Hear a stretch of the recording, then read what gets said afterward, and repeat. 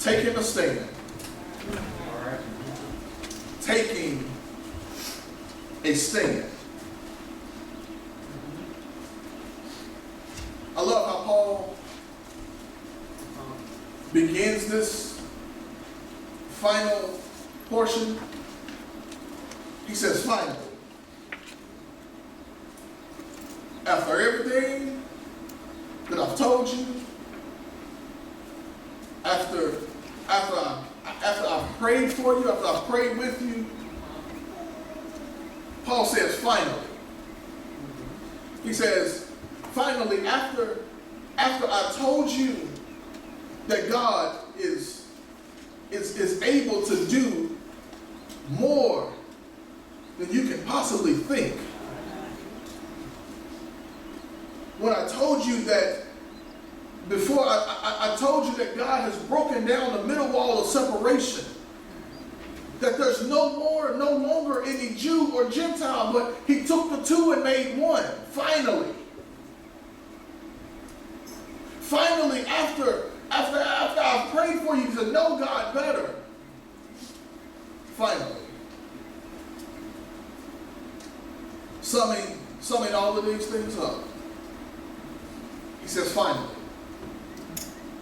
After I've taught you about how to be angry, but not let your anger consume you, and that you do something that you shouldn't do because of your anger. He says, after I've told you and taught you under the inspiration of the Holy Spirit how you should live your lives as Christians. After God has given you the roles and the responsibilities of a husband, of a wife, of children, of parents, of employers and employees, I got one last thing for you. And this one last thing is not a matter of human relationships. It's not a matter of your lifestyle, your Christian lifestyle. This is not a matter of how you're supposed to live and walk as a Christian. But he says, finally, you know, you get people to perk up when you say finally, or in conclusion, or lastly. As he was writing this letter, this was designed to be a circular letter. That's why it's really not addressed to any one particular person. And if you notice that we haven't had any names in this letter outside of Paul. It was designed to be a circular letter to go to multiple churches, and it was supposed to be read in the presence of all the people in the church.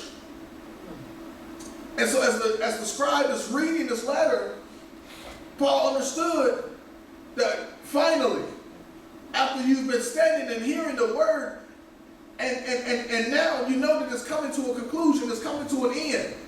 And so he says, finally.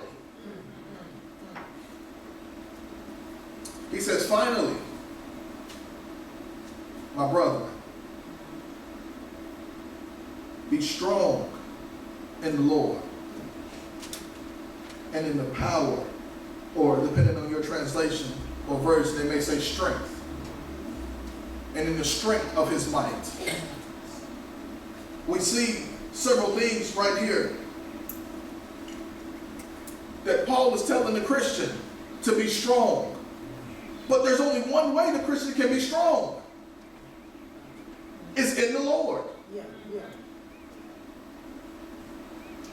And not only can we only be strong in the Lord, but then he goes on to say something about God. He says that God is powerful. And that God is strength. And that God is mighty.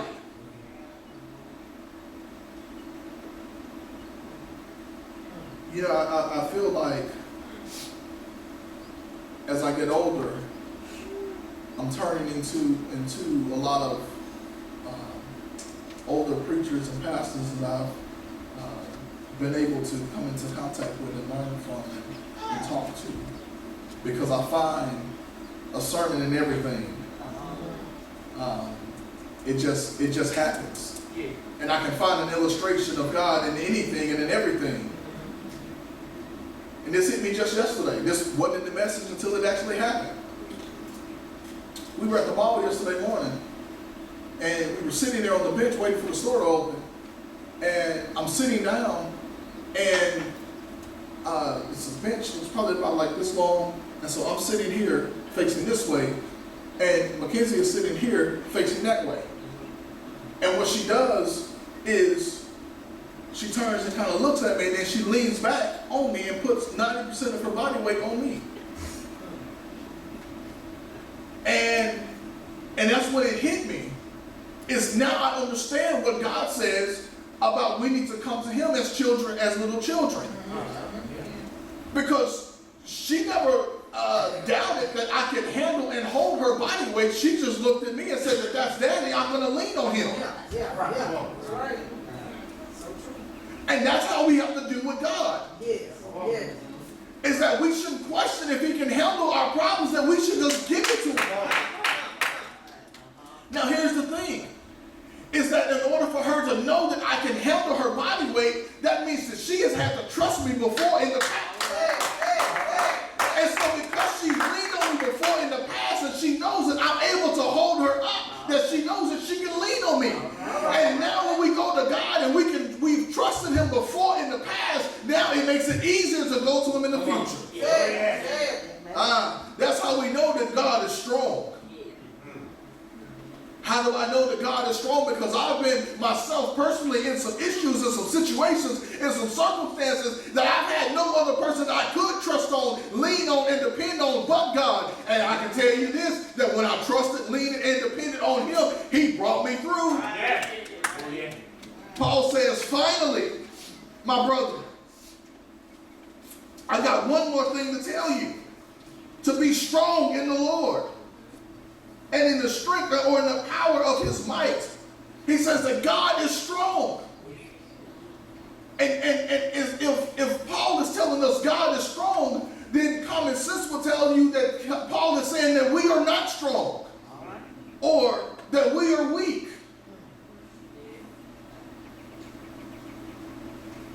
That be strong in the Lord.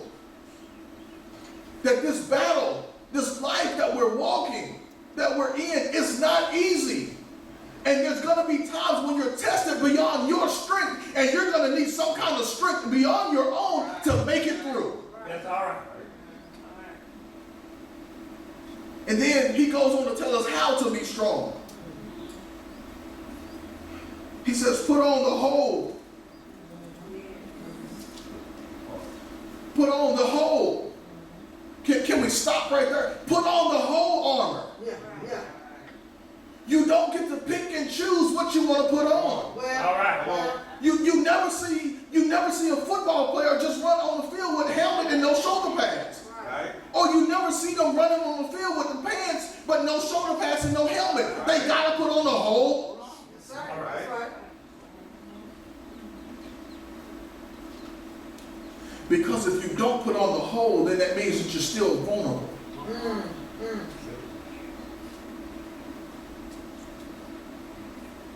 And look at this. That God is telling Paul to tell us to put on our armor. But let's dig a little deeper. As God is telling Paul to tell us to put on our armor, check this out. It's not our armor. It's God's armor that He gives to us to wear. Oh, yeah. Okay. Look at what he says. Put on the whole armor of God. Meaning, you didn't make it this far because of you. Well, That it's because that you put on the armor of God, which was given to you by God. However, that look at who Paul directed this to. Paul says, finally, my brother. My brethren is a term in the Greek that's used for just Christians. Okay. Paul says, finally, Christians, be strong in the Lord and in the power of his might, to put on the whole armor of God. Now, what Paul is saying is only Christians have this armor, but just because you are a Christian doesn't mean that you automatically have the armor. Or if I can say it this way, all Christians have access to the armor, but not all Christians wear the armor. All right. He says to put it on. I mean, it does me no good to have a helmet, a breastplate, a belt, the shoes, the shield, and the sword if I never pick it up. Well, Okay. come on now. Come on now. He says you got to put it on. Yeah. What the Psalm, I believe it's Psalm 119 says, hide your word deep in my heart that I may not sin against you. But that's the problem. If I never put your word in my heart, then I won't know what your word says. If I never read Psalm 27 that says, the Lord is my light and my salvation, whom shall I fear? The Lord is the strength of my life, of whom shall I be afraid? When my enemies, even my foes, when they came up against me to eat away my flesh, they stumbled and failed. All right.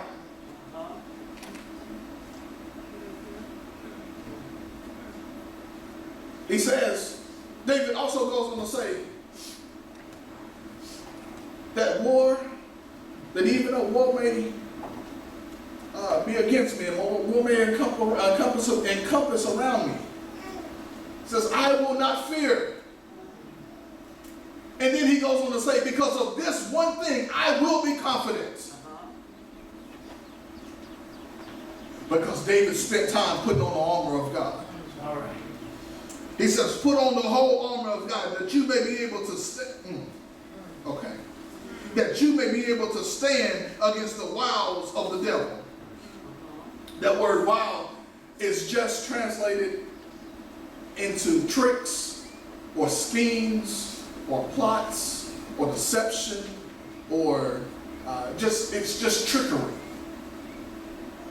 Now, as we look at that, the reason why we sometimes fall to the enemy is not because he overpowers us, it's because he tricks us. Yeah. Now, look at what I just said. It's not that the devil overpowers us or overpowers God, it's just he uses tricks. So that tells me that God is stronger than he is, and he can't overpower God. And so what he does is he goes one step low and he tricks me. He deceives me. Yeah. He plots against me. And here's the thing. The devil, anybody remember as we were going through Genesis, there was this word called bara, which means to create out of nothing. And that's what we believe is ex nihilo creation, means God was created everything out of nothing. Ex nihilo means out of nothing. So literally God says that we believe that God looked into the vast nothingness and spoke, and out of nothingness something was created. Right. The devil cannot do that. He has a little bit of power, but he does not have creative power. The power that he has is over trickery. And if we look at it, if we be real honest, he's been using the same trick for thousands of years. Oh, yeah. He uses the shifting of focus. That's the reason why magicians can get away with certain things. It's the hand is quicker than the eye. Well. And he causes you to look over here when he's really doing something over here. And that's the only thing the devil does. Yeah. How do I know that this is true? We can go way back to the Garden of Eden. God says everything, Adam, everything in this garden you can have, you can eat, you can have free reign to it, free access to it. But that one tree sitting over there, do not eat of it, because when you eat of it, you will know you will know knowledge of good and evil. And he says that when you do, you will surely die. Here's the trick. God just said that you can have every other tree. The devil comes in and say, don't look at all of them other trees that you can have. Look at that one tree that you can't have. That's the trick. He shifts the focus. And instead of saying, look at over here of what you can have, he says, look at what you can't have. And that is the sole reason why so many people will not come to Christ, is because they feel like that the enemy has tricked them into saying, oh, did you know that Christ, when you come to Christ, you can't do this, you can't do that, you can't go here, you can't go there, you can't drink this, you can't drink that, you can't say this, you can't say that. But what he is doing is making them miss the point of what they get.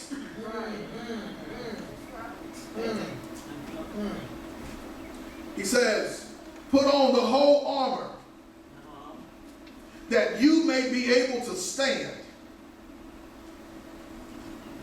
God is telling Paul to let us know that there's going to come a day when the devil is going to get on your trail.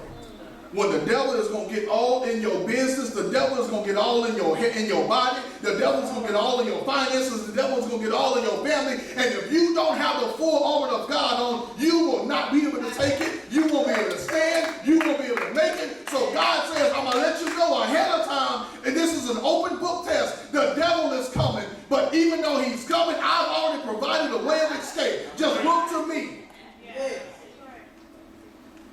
He says, put on the whole armor of God that you may be able to stand against the wiles of the devil.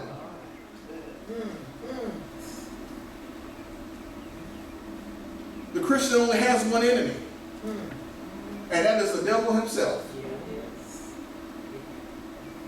For we do not wrestle against flesh and blood, but against principalities, against powers, against the rulers of the darkness of this age, against spiritual hosts of wickedness in the heavenly places. Not going to spend a whole lot of time here because we'll make ourselves crazy trying to decipher what Paul is saying. But I can tell you what he is saying. That the devil is the ruler of the air of this age. You can look at the book of Daniel and see that. Daniel prayed, I believe this is Daniel 10. Daniel prayed, and about 3 weeks later, the angel showed up. And when the angel showed up, Daniel fell on his feet. The angel told him to get up. He says, Daniel, we were dispatched the moment you started praying. But we were held up in a fight against the prince of Persia for 21 days. He says, that's one thing I can tell you about what Paul says right here. That the devil is the ruler of the darkness of this age.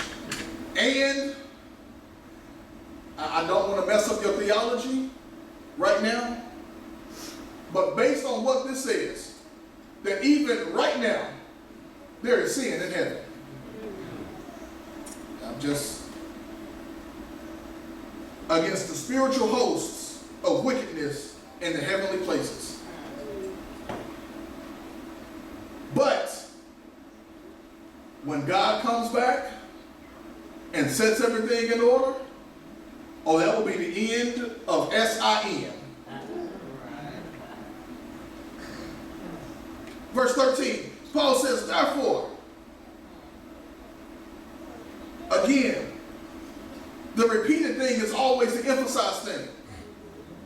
Therefore, take up the whole armor of God, that you may be able to withstand in the evil day, and having done all to stand. I love this. I absolutely love it.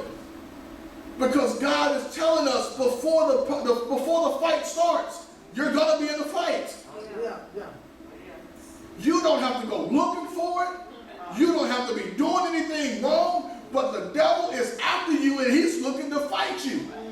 In fact, what I think of when I read this, I think of, I'm pretty sure it doesn't happen anymore. I know it doesn't happen really anymore nowadays, but I remember being in school and it was always that one bully who always picked on everybody. And you tried your best to stay out of their way, and for some reason, somehow, they just picked you today. And it's going to be a fight on the playground after school. And it seems that if everybody knew that it was going to be a fight, and so what would happen is everybody would, right after school when the bell rang, everybody would go around and be in a big circle, waiting to see the fight. That's how I look at the enemy, at the devil. That today may just be my day that he picked me and he said, I'm going to come at you today. And I don't care what you do. I don't care how hard you try to run. But it's on today. And the playground, you just know that I'm coming after you today. But the thing is the God has already warned us that he's going to come after us one day. He says, therefore, take up the whole armor of God that you may be able to withstand. You see that? How he progresses it? At first he told us to take up the whole armor so that we can stand. Now that we are withstanding. Okay. Let me see if I can break this down. At first he told us to take the whole armor up so that we can stand. Okay. Now we're on the other side of it because we have withstood the enemy.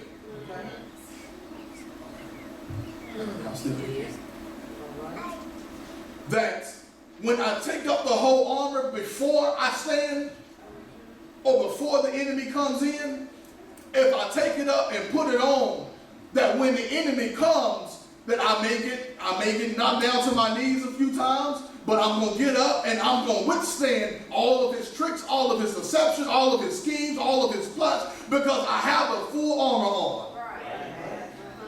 He said that I will be able to withstand in the evil day because that day is coming. Today might not be my day. Today I may be on the mountaintop, but even sometime today I may be in the valley. But because I got the whole armor, he says that I am able to withstand, and having done all, to stand. I love that. Because here is why I love that. God told Paul to let us know that no matter what you go through, no matter how many times the enemy knocks you down, no matter how many times he tells you you'll never amount to anything, no matter how many times the devil comes and whispers in your ear that you can't do it, that you can't make it, that God really don't love you, that God really don't care about you, all you got to do is just stand to your feet.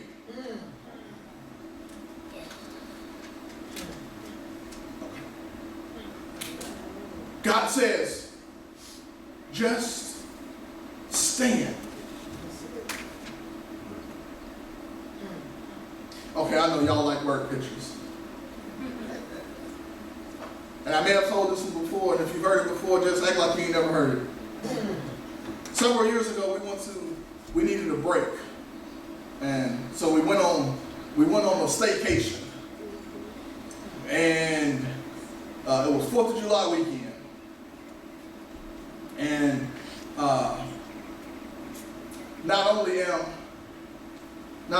I the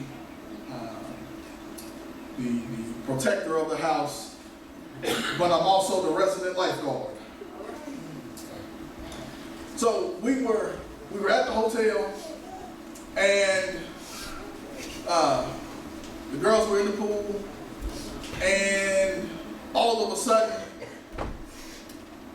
I blinked, and in the process of me blinking, I looked down and I looked back up, and I believe both of the girls were like splashing around and crying. I mean, I'm thinking I'm gonna have to dive in the water because my babies are going under.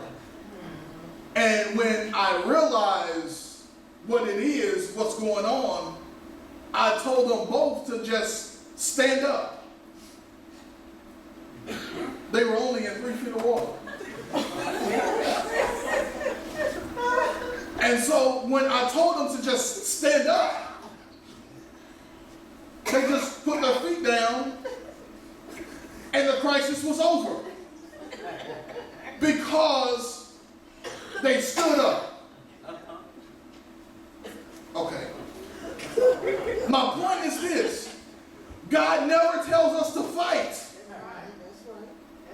All he tells us to do is just stand. Because once you stand, if you're standing in him, crisis is averted. Crisis is over because he will fight for you. In fact, don't try to fight because we cannot fight the enemy. Every time we try to fight the enemy, we get pushed deeper and deeper and deeper in a hole because we cannot fight him. That's right. So the only thing God has wanted us to do is when we get knocked down, just to stand up. He says, after you've done all that you can, just stand. Stand when it hurts. Come on. Stand when you're weak. Stand when you're alone. Stand when the tears just keep falling down your face. Stand when everybody has walked away from you. Stand when you're broken and you're lost and you're hurting. Stand when it seems like you can't go on any longer. Stand when it seems like you're just in the midst of darkness. Stand when you've been broken. Stand. Just stand. Look at what he says. Stand, therefore, having girded your waist with truth, having put on the breastplate of righteousness. As I mentioned before, several weeks ago, that Paul is, at the time he's writing this, he's chained to a Roman guard. And so he's walking, he has a longer chain on him because he's able to pace and walk around, in a sense, to a degree. And so I can imagine Paul kind of just pacing and looking and thinking, and I can imagine that he went too far because he walked and he got pulled back, and he had to look at what was holding him back, and I can imagine him looking at the Roman guard sitting there. And he was like, you know what? The Roman guard has a belt around his waist. The Christian does also. It's called truth. You know what? The Roman guard has a breastplate on, and the breastplate is just designed to guard the heart. So that when, as they're jousting or as they're in the middle of a battle, that he can't get, with the sword, he can't get stabbed in the heart. It protects the heart. He says, if the Christian has on a breastplate that protects the heart, it's called righteousness. Now, can I pause for appropriate preaching? That the breastplate of righteousness just simply means that you are set apart. Okay. That we're set apart.